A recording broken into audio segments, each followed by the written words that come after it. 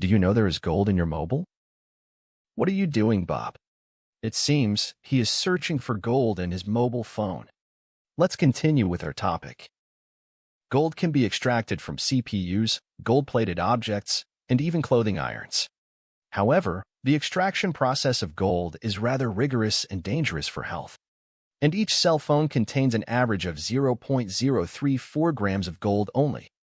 I think Bob is disappointed to find there is only 0.034 grams gold in his mobile.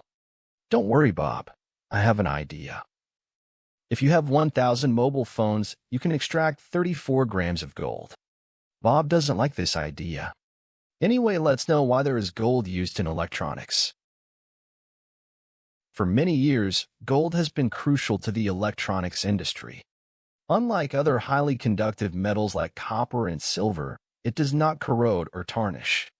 Additionally, it is a flexible, malleable substance that is easily pulled out into thin wires. Due to its unique physical characteristics, gold is the best material for a variety of electrical applications. Did you get it, Bob? Bob, are you there? What are you thinking, Bob? Bob has a doubt. How is gold used in electronics? Gold is mostly employed in electronics in the form of sputter targets, gold bonding wire, and electroplating chemicals. The quantity used in hybrid inks and solders are smaller. Electroplating connectors and contacts with gold is the main application for metal in electronics.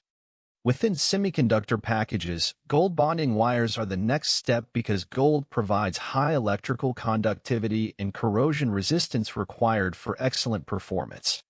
Other applications include hybrid circuits, solderable components, coatings for printed circuit boards, gold-based solders, metal layers for conductor tracks, and contact pads on semiconductors. That's it for this video. If you find this video informative, please like and subscribe to my channel.